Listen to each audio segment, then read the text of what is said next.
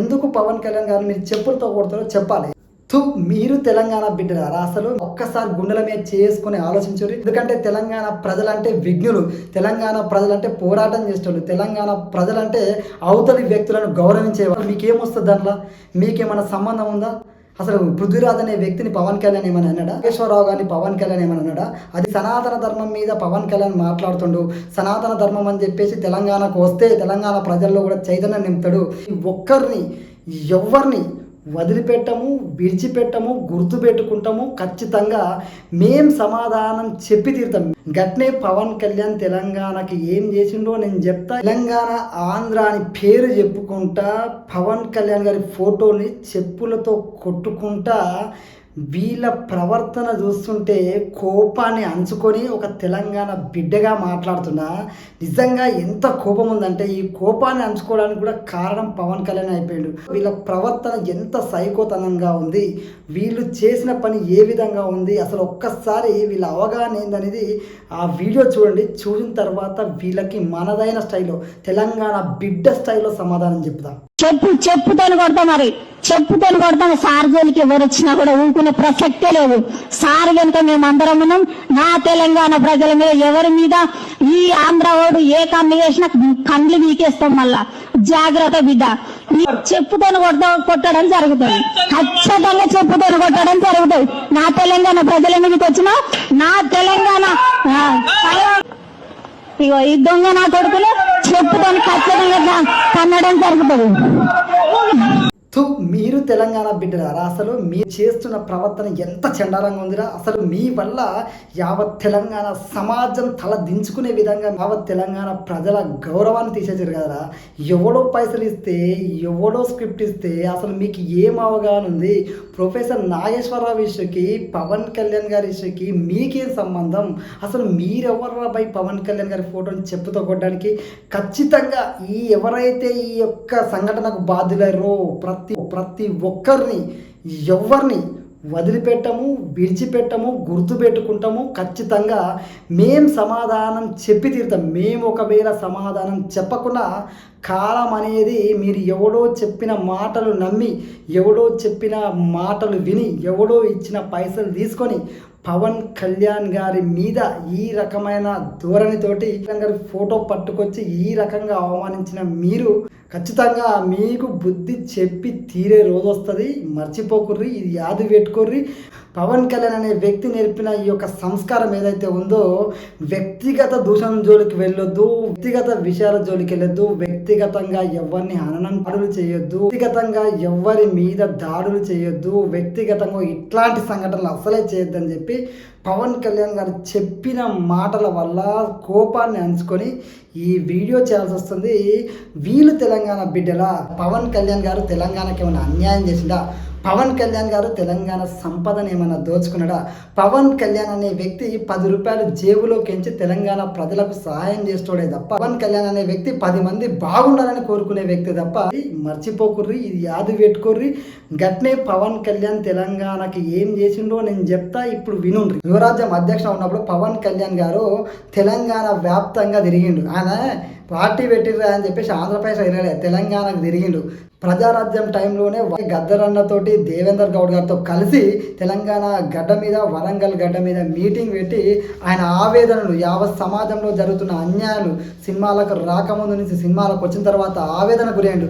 సామాన్యులకు అవకాశాలు కల్పించాలని చెప్పి కొట్లాడి మరి ప్రజారాజ్యం పార్టీలో దాదాపుగా 100 మంది బీసీలకు అవకాశం కల్పించేటట్టు ఆయన కృషి చేసిన వెనుక నుండి. అదేవిధంగా ఆ రోజు తెలంగాణలో యాసిడ్ దాడికి గురి అయినటువంటి స్వప్నిక విషయంలో ఒక అన్నలాగా బాధపడ్డాడు, కన్నీళ్లు పెట్టుకుంటూ హాస్పిటల్కి వచ్చి చలించిపోయాడు. ఆయన చలించిపోయే గుణం. హైదరాబాద్ గడ్డ మీద నీళ్లు లేక ఇబ్బంది పడుతున్న, గోస పడుతున్న ప్రజలను చూసి చలించిపోయి నిద్ర పట్ట, నీళ్లు లేక విలవిలలాడుతున్న ప్రజల బాధను చూసి ఆయన తాగే నీళ్లు కూడా నేనేమో మినరల్ వాటర్ తాగాలి, అక్కడ ప్రజలు తాగునీరు లేవని చెప్పి రాత్రికి రాత్రి మన దాసోజు శ్రావణలో ఎమ్మెల్సీ అయినటువంటి దాసోజు శ్రావణ్ గారితో చర్చించి ఆయన బోరు వేయిస్తే ఆయన మంచి మనసు మనసు చూసి అక్కడ నీళ్లు పడితే ఆ బోరు నీళ్లు ఆ ప్రజల దాహార్తిని తీసినాయి. అసంటి గుణం ఉన్న వ్యక్తి పవన్ కళ్యాణ్ గారు. 10 రూపాయలు ఏమన్నా ఆశించిండా, 10 రూపాయలు ఏమన్నా దోచుకున్నాడా అనేది కూడా ఆలోచన చేయాలి. ఎక్కడ సమస్య ఉన్నా, ఎక్కడ బాధ ఉన్నా, అంతెందుకు మన తెలంగాణ కవులను ఎంత గొప్పగా గౌరవించుకుంటో తెలుసా? అసలు మాస్టర్జీ గారు నడితే చెప్తాడు.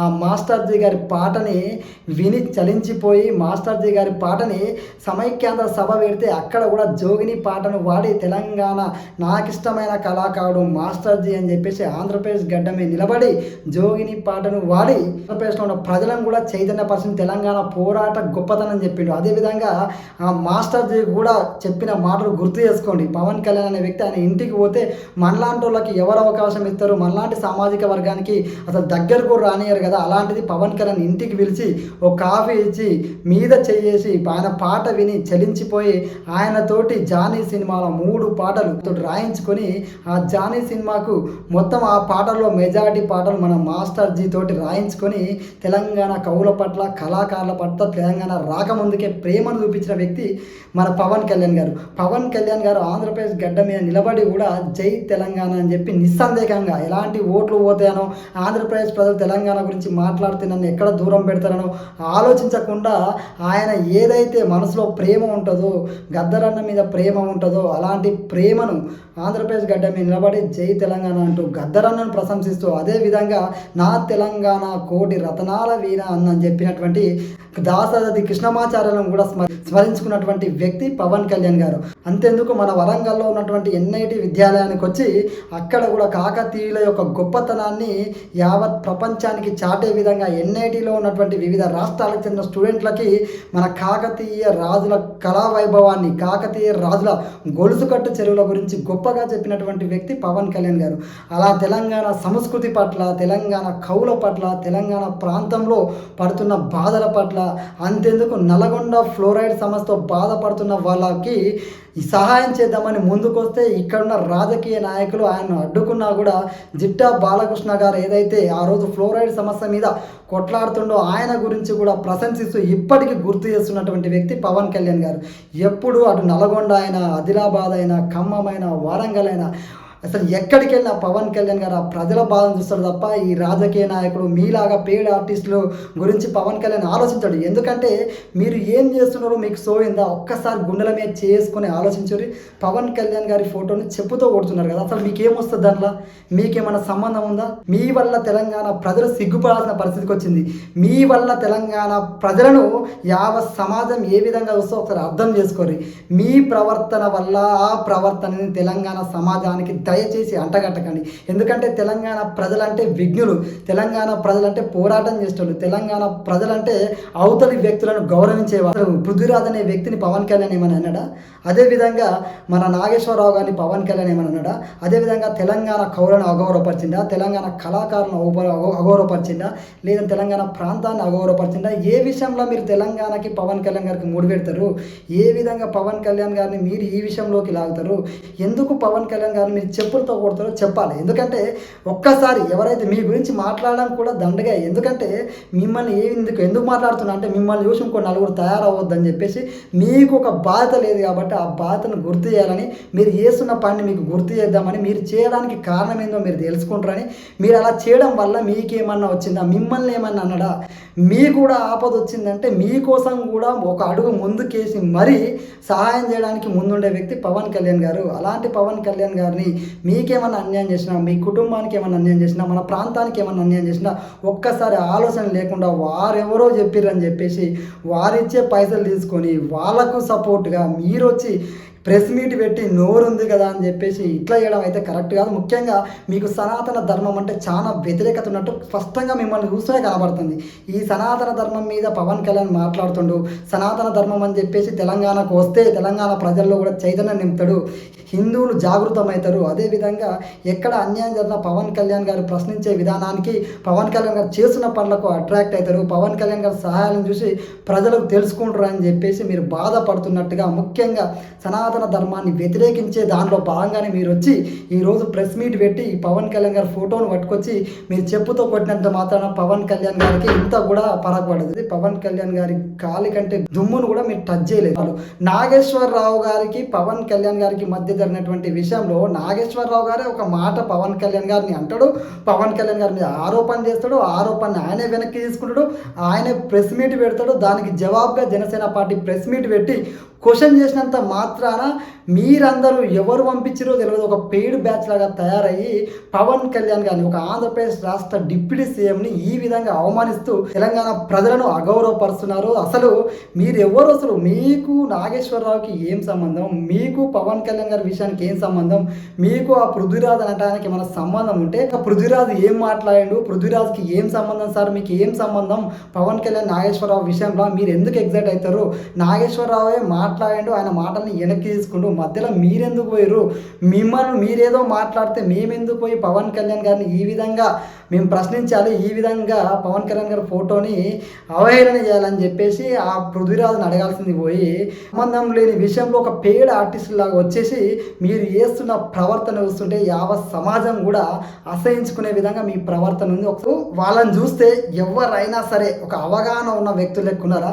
అసలు వాళ్ళు ఏ విధంగా ప్రవర్తిస్తున్నారో ఒక సైకో లాగా ఎవరో పైసలు ఇస్తే వచ్చి ప్రెస్ మీట్ పెట్టి పవన్ కళ్యాణ్ గారిని ఇలా చెయ్యండి అని చెప్తే ఒక ఫోటో పట్టుకొచ్చి వాళ్ళు ఇచ్చిన స్క్రిప్ట్ చదువుకొని వాళ్ళు ఎట్లయితే ట్రైనింగ్ ఇచ్చారో అదే విధంగా ఇక్కడికి వచ్చి విషయ జ్ఞానం లేకుండా ఈ విధమైన సైకో ప్రవర్తనతోటి ఎవడో పైసలు ఇస్తే చెప్పులతో కొడుతున్నారంటే అసలు వీళ్ళని ఏమనాలి? ఇదా తెలంగాణ ప్రజలు? మీరెవరో నలుగురు అవులగాలు పైసలు తీసుకొని వచ్చి పవన్ కళ్యాణ్ గారి ఫోటోని చెప్పుతో కొట్టి బదనాం చేసినంత మాత్రాన పవన్ కళ్యాణ్ గారి గౌరవం ఏమైనా తగ్గుతుందా? ఆకాశం మీద ఉమ్మేస్తే వచ్చి మన మీదే పడుతుంది. ఎందుకంటే పవన్ కళ్యాణ్ అనే వ్యక్తి ఒక ఆంధ్రప్రదేశ్ అనే రాష్ట్రానికి డిప్యూటీ సీఎం, ఒక రాష్ట్రానికి డిప్యూటీ సీఎం ఉన్న వ్యక్తి మీద మనకి ఎలాగో నోరు ఉంది కదా అని చెప్పేసి పవన్ కళ్యాణ్ గారి గురించి మాట్లాడితే 10 మంది చూస్తారు కదా అని చెప్పేసి ఎవడో పైసలు ఇస్తారు కదా అని చెప్పేసి పవన్ కళ్యాణ్ గారి గురించి అడ్డగోలుగా మాట్లాడమే కాకుండా అవధులు దాటి ప్రవర్తిస్తున్నారంటే మీ వల్ల తెలంగాణ సమాజం తలదించుకోవాల్సిన పరిస్థితికి వచ్చింది. పనికి మాలిన పని చేసుకుంటా తెలంగాణ పరువు తీసుకుంటా తెలంగాణ ఆంధ్ర అంటూ విద్వేషాలు రెచ్చగొట్టుకుంటా వీళ్ళు చేస్తున్న పని ఏందో కనీసం వీళ్ళకు సోయుందా? సోయి తప్పి ఎవడి కోసం చేస్తున్నారు, ఎందుకోసం చేస్తున్నారు, మీరు చేస్తున్న పని ఏ విధంగా ఉందో ఒక్కసారి అద్దం ముందు నిలబడి చూసుకుంటే, లేకపోతే మీరు ఏదైతే చేసారో ఆ పనిని చూసుకుంటే మీకు అర్థమవుతుంది. పవన్ కళ్యాణ్ గారి ఫోటోని ఎందుకు చెప్పుతో కొట్టినరా అని మీరు అనుకునే రోజు ఒకటి వస్తుంది. ఆ రోజు 100 చెప్పు దెబ్బలు మిమ్మల్ని మీరు కొట్టుకున్నా కూడా మీరు చేసిన తప్పుని తిరిగి వెనక్కి తీసుకెళ్ళలేరు. గుర్తు పెట్టుకోండి, ఖచ్చితంగా అనుభవించి తీరుతారు. చేసిన పనికి ఫ్యూచర్లో ఖచ్చితంగా అనుభవిస్తారు. ఎందుకంటే మేము మీలాగా మళ్ళీ అంత దిగజారి ప్రవర్తించలేం. పవన్ కళ్యాణ్ గారు మాకు చెప్పిన సహనం అది. కాబట్టి మీరు ఆలోచన చేసుకుంటే మంచిగా ఉంటుంది. మీరు చేసిన పనికి మీరే సిగ్గుతో తలదించుకోండి. ఆ చెప్పుతోటి మిమ్మల్ని మీరే కొట్టుకునే విధంగా రేపటి రోజున మీ యొక్క పరిస్థితులు దారి తీస్తే అభిప్రాయం కూడా కామెంట్లో తెలియజేయండి. జై హింద్.